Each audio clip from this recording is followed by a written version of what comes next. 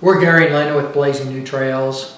Thank you for joining us. If you're new, we're glad that you've tuned in. We've had an amazing year traveling with our new camper, and we thought it would be a good idea to share some of the lessons that we've learned throughout the year, and hopefully they might be able to help you. We have 12 tips, and then at the end, be sure to stick around because we also have 3 bonus tips.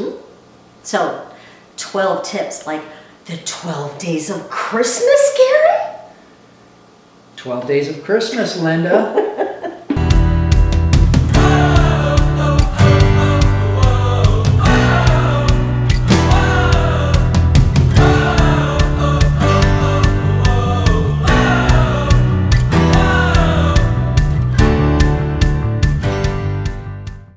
Okay, lesson number 1 is about arriving in the dark. What we are suggesting is that if you're going to be late, first, stay calm. It's okay. Call the campground ahead of time. Let them know that you're going to be late. Once you get there, walk the site before you pull in.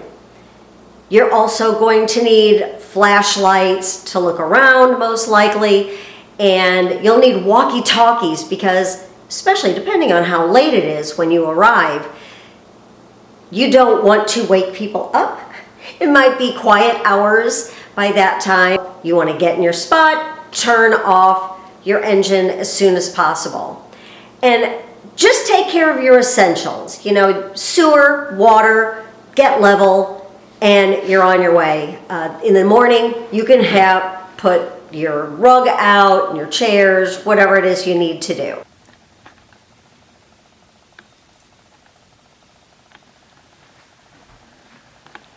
Lesson number 2, and it has to do with pulling your battery when you're putting your camper into storage. We learned this the hard way, and actually several times. Unbeknownst to us, we didn't realize that there were appliances within the camper that were drawing a current. And when we went to use the trailer, there was no electricity to hitch the trailer and do what we needed to do. So what we quickly learned is the battery needs to be pulled, disconnected, stored in a cool and a dry place, and put on a trickle charger from time to time just to make sure that the battery is topped off. So beware of that because you don't want any surprises. Okay, lessons learned number 3, which maybe should have been number 2. It's about your black tank. So we came across this during a 3-week trip, maybe before that, that our sensors for our tanks, when we would check them, we had, only been at a campground for a couple of days, and 4 lights, it's full. We're like, it can't be full. Well, come to find out, we had not been using enough water in our, I was gonna do this. We weren't using enough water when we flushed, especially number 2. So, huge rule, use plenty of water when you flush. Don't be afraid. You might have to empty your tanks a little more often, but it's better for your tank to get everything out of there. Use plenty of water. Another way to keep your black tank clean is if you have a Nautilus system in your camper for your water, it has a sprinkler system on the inside of the tank, and it will clean the sides, the top, the bottom, and make sure things aren't drying on there. I know I'm more about my hands the other way. Another thing that you want to do is use something like Happy Camper to help to break up the waste in the tank and keep it clean and smelling nice. know how I got lucky enough to do the number 2 as my number 3. That's all I got. Number 4, we're going to talk about securing your possessions, especially your expensive possessions. And we learned this, and it could have been a lot worse, but almost the hard way. And we were in a really nice state campground outside of Denver. And we had a generator in the back of our pickup truck, and you'll see in the picture. Came out the next morning and the generator was turned on its side. And started looking around a little bit more, and also the cotter pin, which secures levers that lock in the trailer hitch, one of the cotter pins was removed. Somebody was at our campground and we didn't know about it. Word to the wise, and this can happen at really any campground. Be proactive. Make sure that your possessions are secure. One step that I've already taken is I've purchased padlocks for the hitch, and we're going to install motion detector lights. So that should be a really good preventative measure to keep any kind of that activity from happening.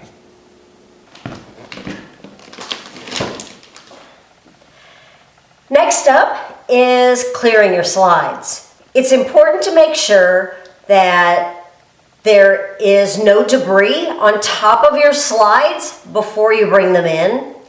And inside your RV, make sure that there's nothing in the way when you're retracting or bringing your slides back in. I found that I had a laptop in its case on top of a side table next to the couch. I guess I forgot about it and went on our way down the road, got to our next location. I was pulling the slides out and all of a sudden, so I check, and apparently my laptop had slid off of that side table and was being crushed by the end of the slide. I ended up having to buy a new laptop. That was a very expensive mistake. This ornament was made by my mom about 50 years ago, so it really has a special place in my heart. But the next lesson learned that we're going to talk about is hitching and unhitching your camper. First, I'm going to talk about hitching. And this really applies to those of us that have a fifth wheel.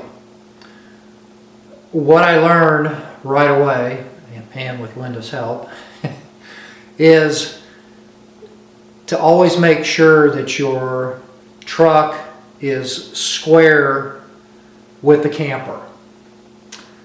I had an occasion to come in at an angle, and with the tailgate down, there was an instance where the corner of the tailgate clipped the basement, and it was enough where it punctured a hole. Needless to say, I wasn't happy. Fortunately, it was a easy fix because I was able to order a new one, but be careful about that. With regard to unhitching, I'm just going to keep this short and really start with the fact that you really need to have a checklist and follow that checklist. Chad and Tara at Changing Lanes have a really good detailed breakdown starting with T24, T12, and T0. We'll include a link to their website where you can get that information.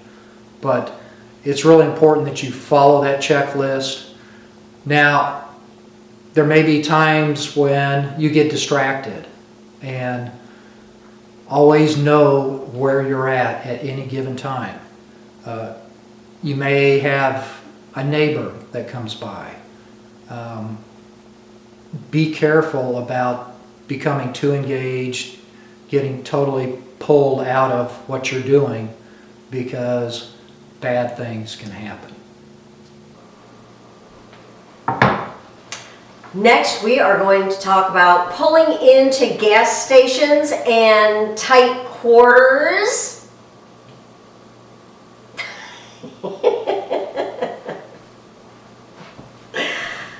Okay.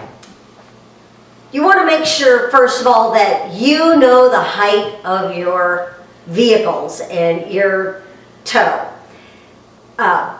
When you go to gas stations, there can be a roof line there. Sometimes they're short. They're not, if you don't go to like a truck stop, they'll be a lot shorter, and you need to know if you can make it under there safely.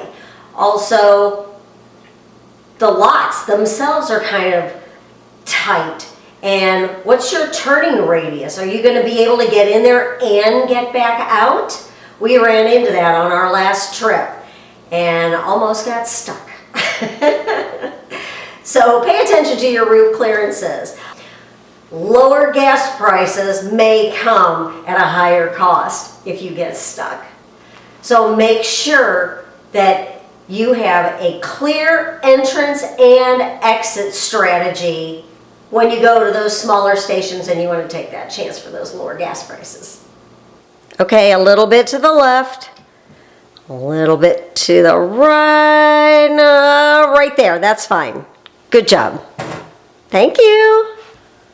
So, lesson number 8 is about winterizing your camper. Now stick with me, because although this may not apply to a number of you, there is a point to this. But with regard to winterizing, I can't tell you how stressed out I was. I had to go down and pick up our trailer from Port St. Lucie, Florida. On the way back, I was headed back into cold, chilly temperatures that were below freezing.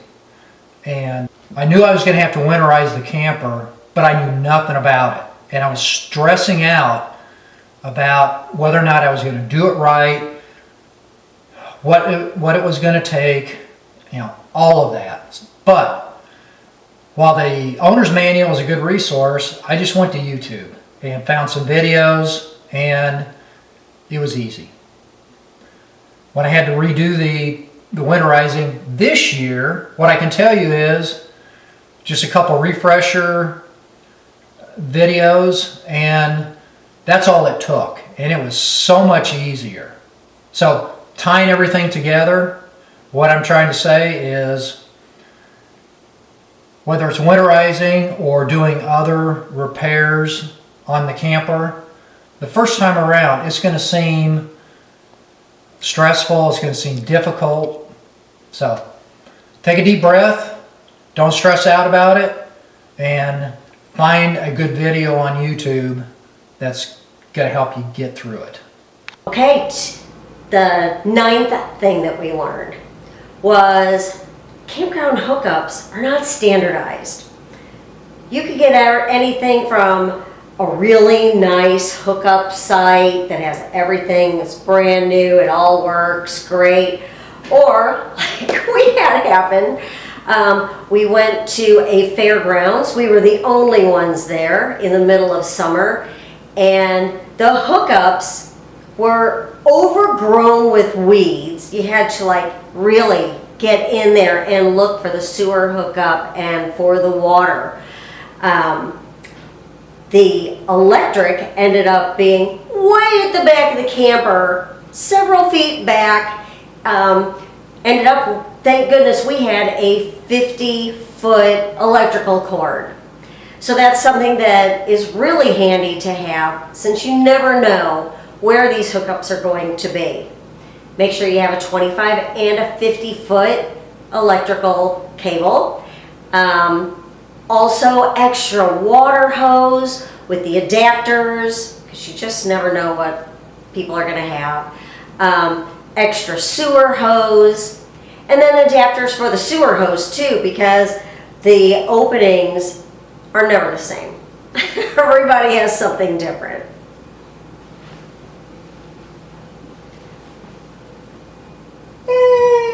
Santa Claus has arrived. Okay, tip number 10 has to do with getting comfortable backing up your camper. Backing up your camper, especially the longer your trailer, the more difficult it gets. Best advice is find a parking lot, go to a shopping center, find something where you've got room where you can drive your rig around, become familiar with the turning radius, but also bring some cones with you. Set some cones up in the parking lot and back up your rig as if you were at a campsite and you had to back your rig into that slot. Try different widths too. Yeah, definitely. Because again, tying back to Linda's last tip, these campgrounds aren't standardized and some of them can be really narrow. You might not really have a whole lot to work with, and we've seen that as well. One last thing that is extremely helpful is having a pair of walkie-talkies. You'll find cell service is not available in a lot of places. Remote places. Exactly. And there's also a delay when one of the two people are speaking. And it's also good to get used to using the walkie-talkies as you're learning about the radius and backing up, because you need to have the same language.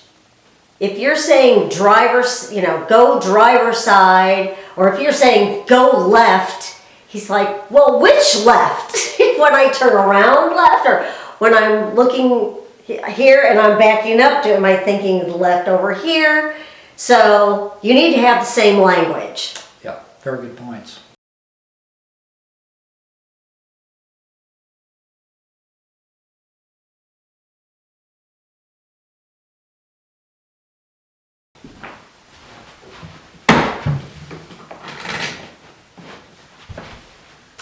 Okay, number 11.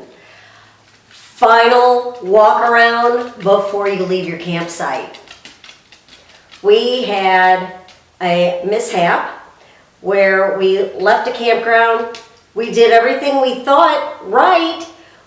Gary walked around clockwise, looked at everything, made sure all the doors were closed and locked and nothing was left behind. Then he went around counterclockwise. I went around the trailer too.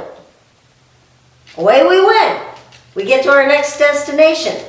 Where are the keys? Where are the keys? Not where we were. They were, 100 miles away. We called the campground. They went out and checked. We left the keys on the picnic table. So, that was a lesson that we won't forget again. We still walk all the way around, but check the entire site. Number 12 has to do with really having a peace of mind with using a TPMS system, which is a tire pressure monitoring system, as well as a rear view camera. The TPMS system, just briefly about that, basically what that does is it monitors the PSI in each of the tires in your camper. It also monitors the temperature of your tires. Two critical things, especially during the summer, because heat can really create some major changes with your tires. The other thing too is if you happen to run over something, you might, maybe it's a slow leak, you'll be able to see that there's a change in that tire and safely pull off, whether it's off the side of the road or maybe you've got time to get to a gas station. The rear view camera, this, I can't tell you how much this really helped me in terms of when you're making a lane change and just being able to look at that camera, look at the rearview mirror and see if there's anybody behind you and safely making that lane change. It's huge. It really is. So if you don't have either of those, make sure you invest in them and start using them. Highly recommend. You won't regret it.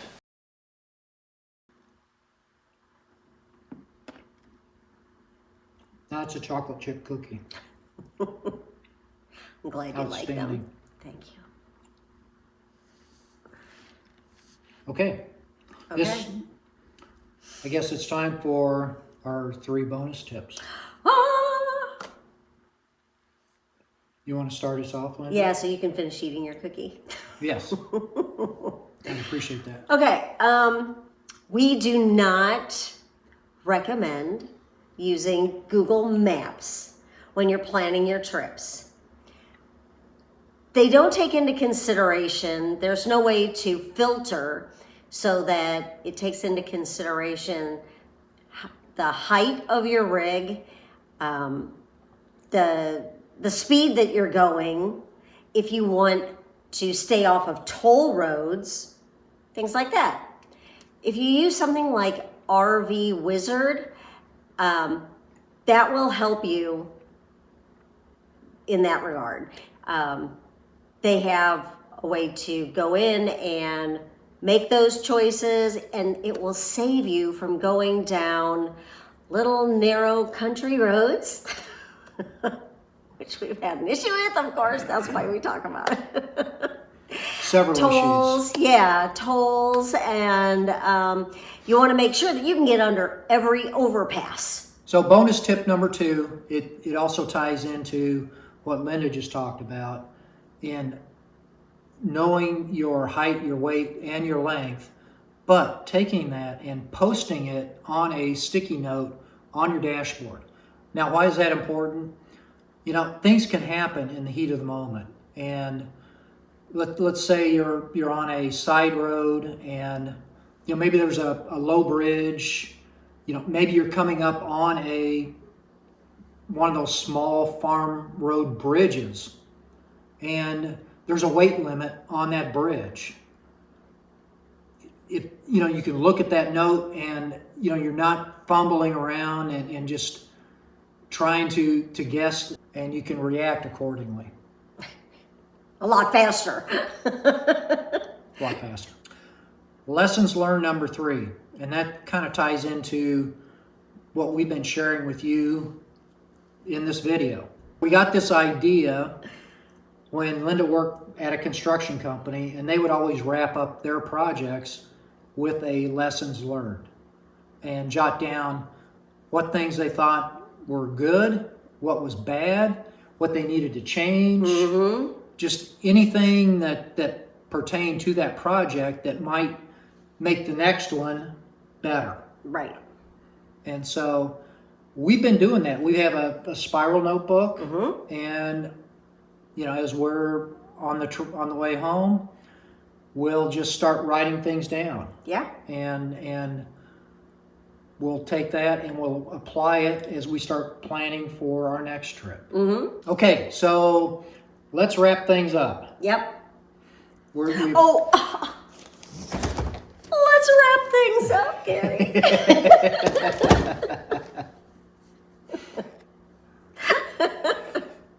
Can you tell who the goofy one is? Good job on that. Thanks. So we're glad that you joined us again. Hopefully you've gotten something out of this. You know, I guess as we look back, it's good to laugh at ourselves. We've done a lot of that. Yeah, we have. Unfortunately. But hopefully, you know, there's maybe some small nuggets or things in there that maybe you've gotten from this. And we'd like to learn too, you know, put down in the comments, maybe there's something we might have missed. Share with us your experiences, you know, something that might have happened to you. We'd love to hear that, see that in the comments. We want to wish you a Merry Christmas, Happy New Year. We've had a great year. We hope you've had a great year as well. And we're going to look forward to seeing you on the next video. Bye for now.